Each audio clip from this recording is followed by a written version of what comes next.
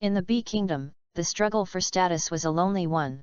Dr. HB didn't have allies, she only had a rival brother in Honeycomb and a terrified assistant named Crow.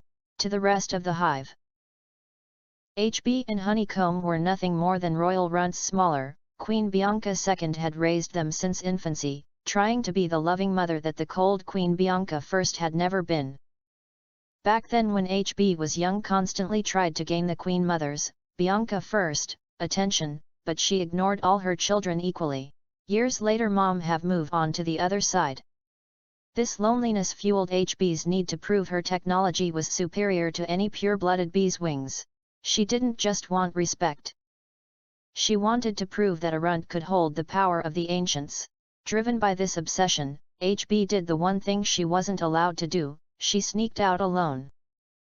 She had to be careful to avoid her bodyguard, EBs, whose over-protectiveness felt more like a prison than a service.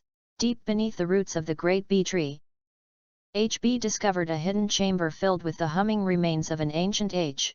Among the shattered crystals littering the floor, she found a single, pulsing purple shard and a strange metallic key.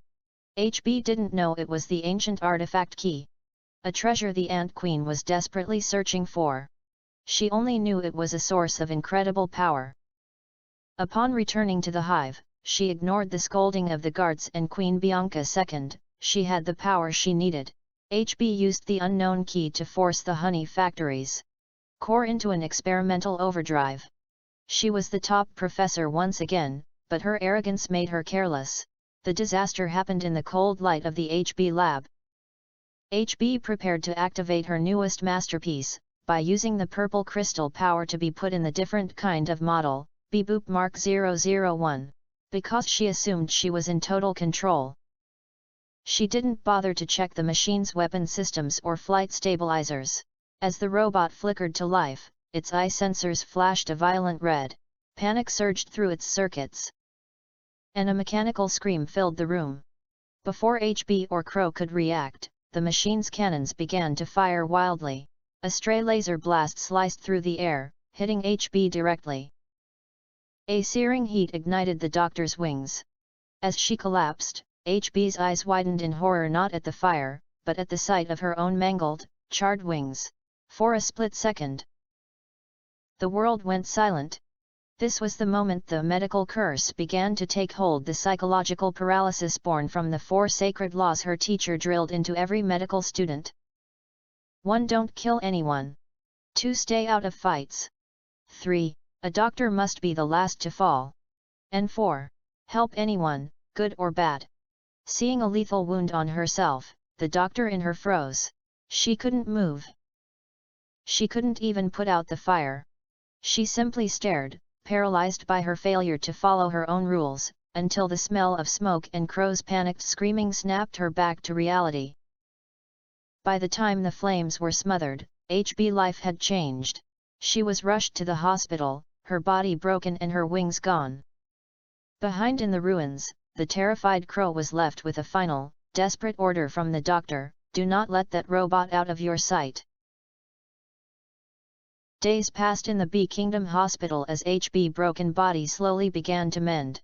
The loss of her wings was a heavy toll, but her stubbornness remained untouched. When Queen Bianca II arrived for a visit, the atmosphere in the sterile room shifted instantly. Bianca wasn't just the queen. She was the older stepsister who had raised HB and Honeycomb since they were infants. In her youth, Bianca had been a firebrand, wild and energetic, acting exactly like the modern-day Six. But the weight of the crown and the responsibility of raising 2 hybrid runt siblings had forced her to grow up fast, turning that fire into a protective, motherly hovering that HB absolutely hated. I've told you 1,000 times, HB snapped as Bianca tried to adjust her pillows. I am not your kid. I'm a scientist, and I won my position. I am not just a royal project for you to manage. Bianca offered a patient sigh. We need to do something about that thing you built, HB. The robot needs an official title for the records. HB leaned back, a calculating glint in her eyes. It already has one. Model, Reboot Mark 001. But if you want a formal name, she is a Kinect insect laser encoder radar. The Queen's expression soured. K.I.L.L.E.R? Absolutely not. You cannot name a royal security asset killer, HB. It's bad for morale. Why not? HB argued. It's accurate. She's efficient. She's deadly, and she's mine. The argument ended when HB pulled the 4-tube from her arm and stormed out of the hospital wing. In the hallway, she found her assistant, Crow.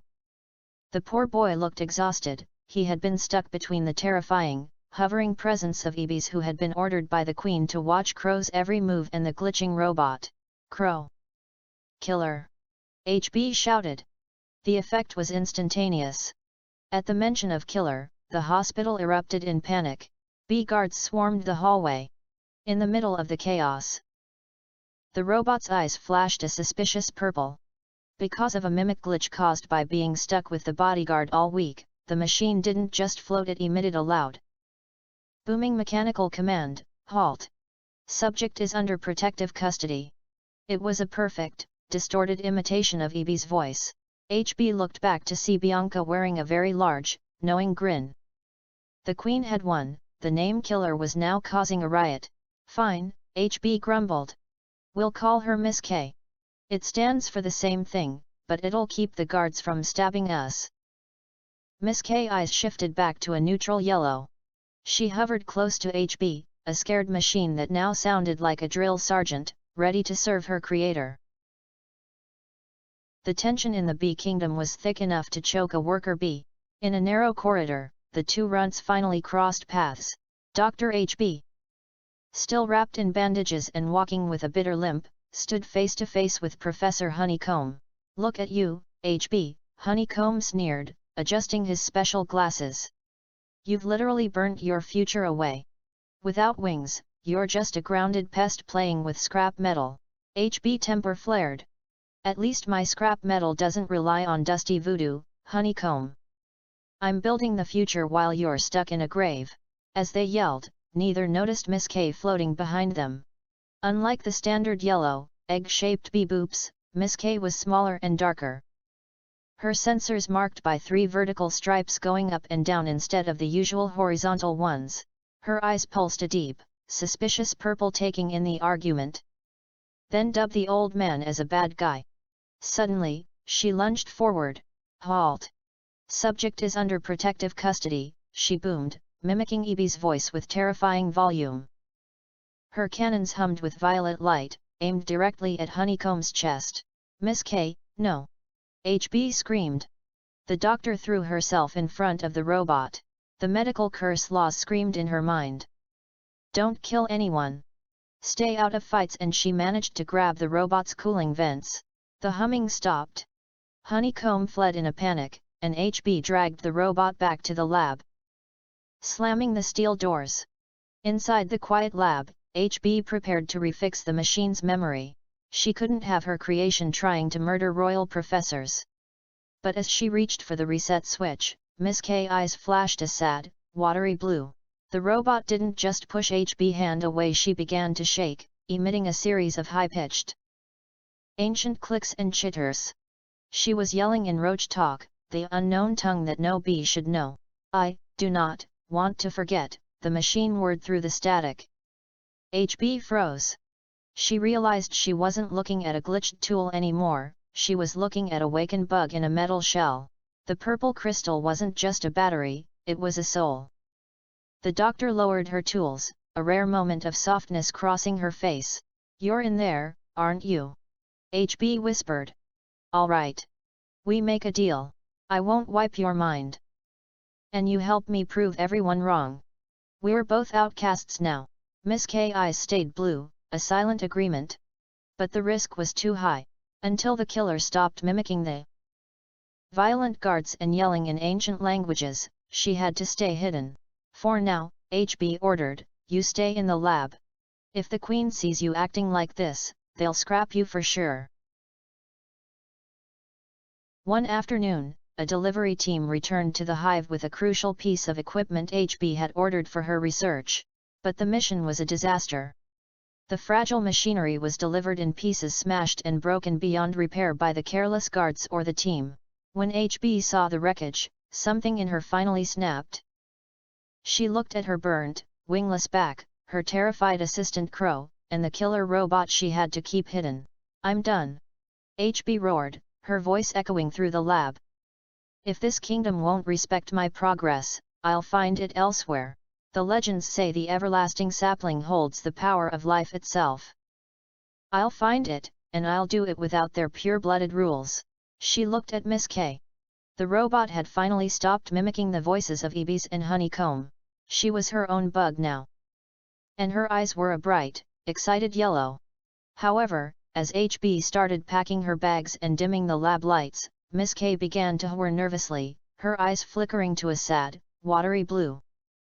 For a machine built for war, she had a strange, deep-seated fear of the dark.